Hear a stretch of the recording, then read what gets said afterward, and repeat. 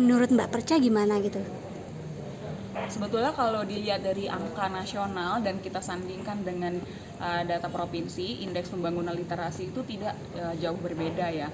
Cuma memang yang namanya gerakan literasi, gerakan gemar membaca ini tidak bisa dilakukan hanya sekali, dua kali, tapi juga harus berkelanjutan.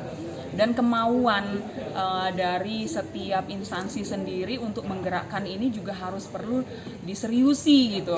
Jadi bukan di awal-awal saja gitu kan. Nah, semenjak saya dilantik dan dikukuhkan tahun 2018, kegiatan-kegiatan itu juga terus berkesinambungan gitu kan, dan kita sesuaikan dengan potensi juga tren yang ada di masyarakat sekarang, khususnya generasi muda. Mbak, kalau menurut Mbak apa sih yang menyebabkan masih kurangnya minat baca di masyarakat gitu?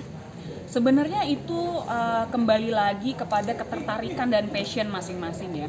Yang namanya baca, kalau kita memang nggak suka dengan temanya, ya nggak akan bisa begitu.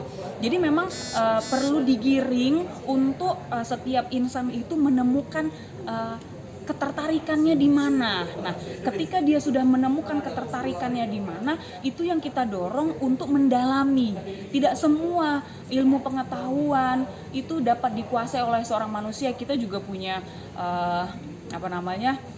waktu yang terbatas, terus juga ketersediaan akomodasi yang terbatas barangkali. Dan tapi setidaknya kalau kita fokus atas passion kita, apa yang kita sukai untuk kita lakukan, itu akan menjadi harapan masa depan ya. Outputnya kan adalah kesejahteraan bagi masyarakat. Meningkatkan minat baca. Ini pertanyaan yang selalu ditanyakan sama saya nih.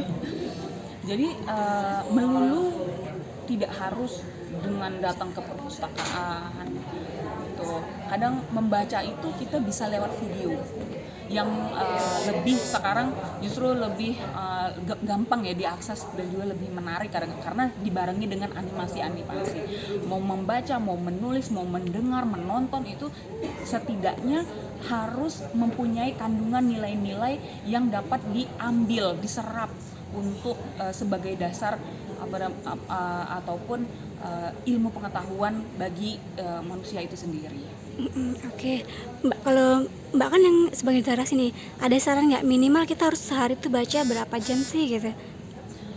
Nggak bisa ya namanya membaca itu dipaksakan ya. Jadi juga tapi setidaknya ketika kita mempunyai ruang ataupun luang waktu, ada baiknya memang kita mengisinya dengan membaca itu juga membaca yang bermanfaat. Oh, ibu-ibu jangan dipaksakan misalnya nggak suka menjahit, dipaksakan membaca ataupun literatur tentang menjahit. Oh, kalau sukanya masakan ya boleh masakan, atau literasi keagamaan, karena literasi sendiri ini bukan satu hal yang monoton. Ada literasi keuangan, oh di situ produk-produk perbankan yang harus dipelajari.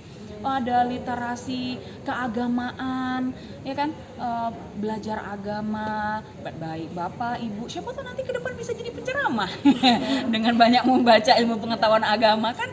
Nah, jadi potensi-potensi seperti itu yang terus kita dorong. Oke. Menambah ilmunya Mbak Perca gitu. Beruntung kita hidup di zaman yang semakin modern ya, artinya dengan gadget, alat komunikasi yang terus berkembang gitu kan. Kalau saya harus yang saya suka, harus yang saya suka gitu kan ya. Apapun tapi yang harus saya suka. Mulai dari kebudayaan, karena saya memang dari kecil itu terlatih dengan tari-tarian, terus unsur-unsur nilai-nilai sejarah yang ada di Sumatera Selatan. Saya tahu tentang baju-baju daerah seperti apa, terus lagi tentang setelah kebudayaan dan kesenian, keseharian saya di kedewanan juga sekarang di Komisi 11 harus mendalami juga produk-produk perbankan. Terus lagi sebagai ibu juga yang sudah mempunyai anak berusia 7 tahun yang tantangannya banyak, apalagi sekarang saya lagi hamilnya beda lagi dengan yang sebelumnya kan. Itu perlu pengetahuan ya. Kalau hamil anak 1 tuh kayak gini, kalau hamil anak 2, anak 3, anak 4 juga beda treatmentnya gitu. Jadi yang penting adalah yang kita serap itu harus yang kita suka dan juga kita dapat implementasikan sehari-hari. Oke. Yang tanya kan, beda duta literasi dengan duta baca itu apa gitu kan? Sebenarnya kalau literasi itu sendiri mencakup semua, membaca, menulis gitu kan. Tapi sekarang dia sudah bergeser, bukan hanya bisa membaca, bukan hanya sekedar bisa menulis, tapi bagaimana yang ditulis dan yang dibaca itu dapat dipahami gitu. Oke, kita baca panjang lebar, tapi kita nggak ngerti apa yang kita baca itu kan juga apa ya, percuma gitu kan. Terus nggak kita pahami sebagai bahan kita nanti ke depan. Oh, misalnya kalau kita menghadapi sebuah masalah, kita dapat pecahkan dengan ilmu pengetahuan yang memang kita pernah miliki. Jangan lupa subscribe, share, komen, dan like ya.